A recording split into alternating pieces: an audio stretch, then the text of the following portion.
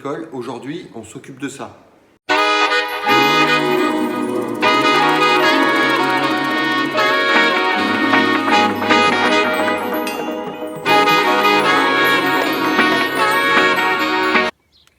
Pour démonter le volant, plus précisément l'airbag d'un Ford Focus C-Max, il faut sortir complètement le volant en abaissant la manette de réglage pour venir accéder à deux vis ici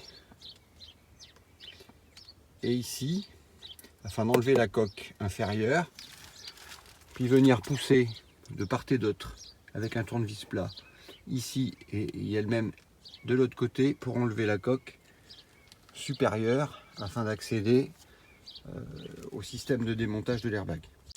Donc on dépose les deux vis, c'est du Torx, du T20 en taille. On dépose les deux vis qui viennent fixer la partie inférieure de la colonne du volant de direction. Voilà. La noire qui était au fond ici et la alu ici devant. Et ensuite,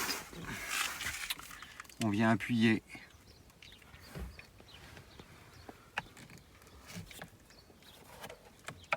voilà, au niveau du volant ici.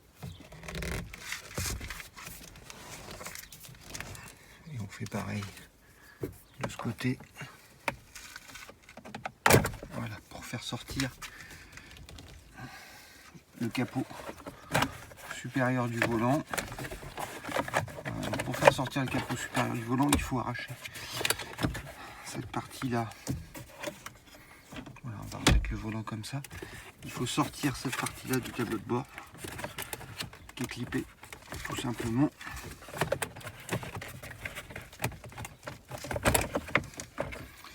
Voilà. Maintenant, on a le capot supérieur de la colonne de direction. Et puis dessous, vient tomber la partie inférieure.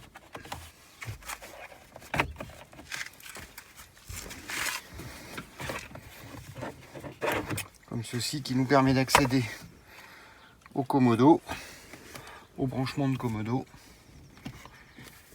et puis à l'arrière du volant, à l'espacement qui va nous permettre de démonter l'airbag.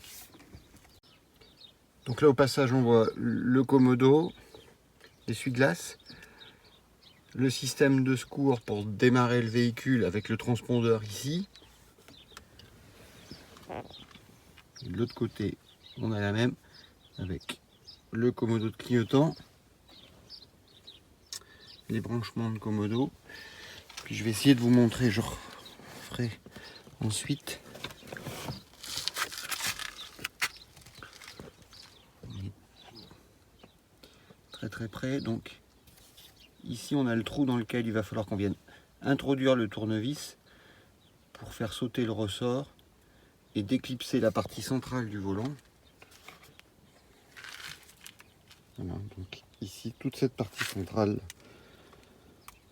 qui contient l'airbag pour accéder aux commandes au volant. La commande qui dysfonctionne là de régulateur de vitesse, mais ça peut très bien être l'ordinateur de bord ou les commandes d'autoradio. Donc on est derrière le volant et qu'on a tout démonté, on voit ici le contacteur tournant qui permet d'assurer la transmission électrique entre les différents éléments électriques du volant, le klaxon, toutes les commandes et l'airbag. Donc cette pièce là peut être défaillante. Quand elle est défaillante, généralement on a un voyant airbag au tableau de bord et puis plus aucun des instruments électriques du volant ne fonctionne. Donc la batterie est débranchée, on a attendu 1 minute le temps que tous les systèmes de sécurité s'enlèvent. On vient introduire un tournevis dans le petit trou. On décale en même temps légèrement la partie centrale du volant ici. Voilà. Je montrerai après derrière comment on fonctionne. Donc le volant n'est pas bloqué, hein. On a coupé le moteur et on a laissé la clé dedans. Là, on fait pareil de l'autre côté.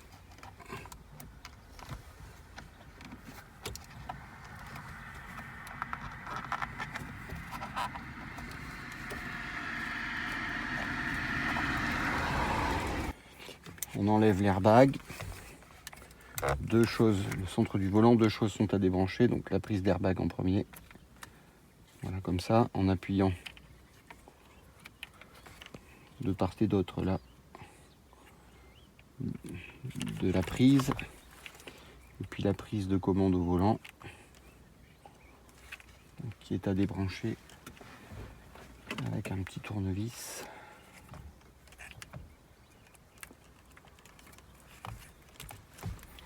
Voilà. Donc le centre du volant est déposé. On a ici les deux commandes au volant, ici et ici. Le système de ressort pour le klaxon.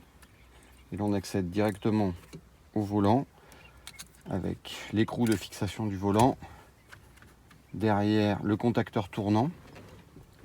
Donc au passage on voit où on rentrait le tournevis sur ce petit trou là. Voilà. Et donc on venait faire levier. Ici comme ça. Pas très simple, bref. On venait faire levier là, voilà, pour écarter cette pince là, ce ressort, de manière à le dégager de l'encoche ici. Ensuite on vient repositionner l'airbag. Donc on commence par brancher les commandes au volant. C'est pas tout à fait simple non plus. Toujours l'impression qu'il manque une main. Alors on remet bien le câble de commande au volant dans son logement et puis on vient reclipper naturellement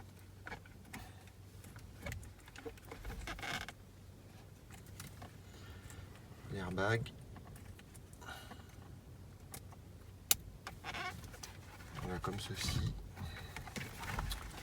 Faites attention de ne pas pincer un câble. Voilà.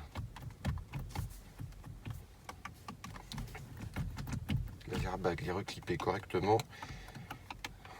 L'ensemble des commandes semble fonctionner. On va rebrancher la batterie et essayer, avant de remonter, les garnitures de protection de colonne de direction pour ne pas avoir à le défaire au cas où il y a un branchement qui soit mal opéré. Et puis on ira rouler pour essayer la commande.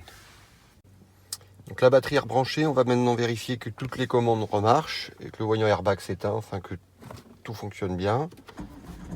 On démarre le véhicule.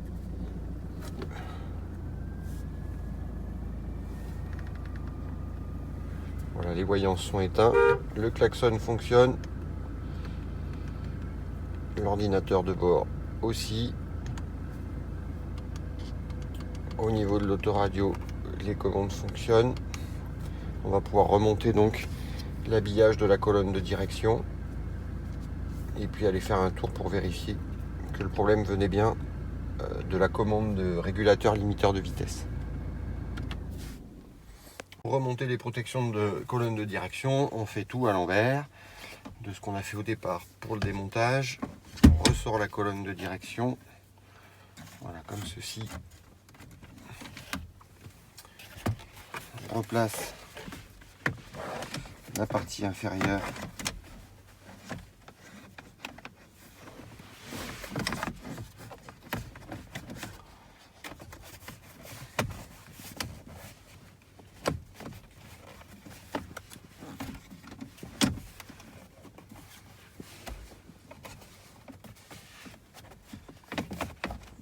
comme cela.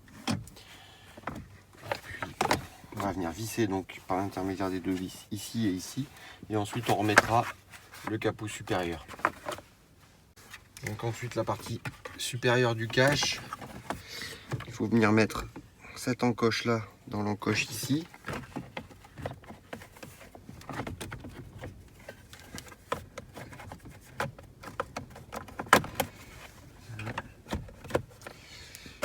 Voilà, on vient clipper,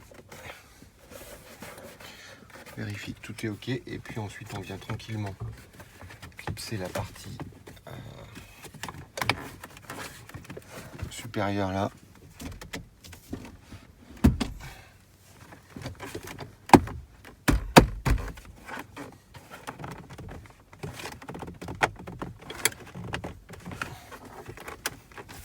comme ça.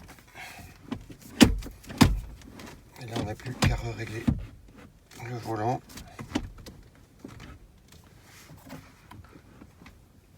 Alors pour ceux qui se posent la question de savoir comment le volant reste débloqué une fois moteur coupé et batterie éteinte, en fait il faut laisser la clé dans le véhicule. Si vous sortez la clé du véhicule, le verrouillage électrique du volant s'opère et vous ne pouvez plus bouger, vous ne pouvez plus tourner le volant. Donc quand vous avez démarré le véhicule, vous laissez la clé à l'intérieur, vous coupez le moteur, vous débranchez la batterie et si la clé n'est pas sortie du véhicule, le volant reste débloqué.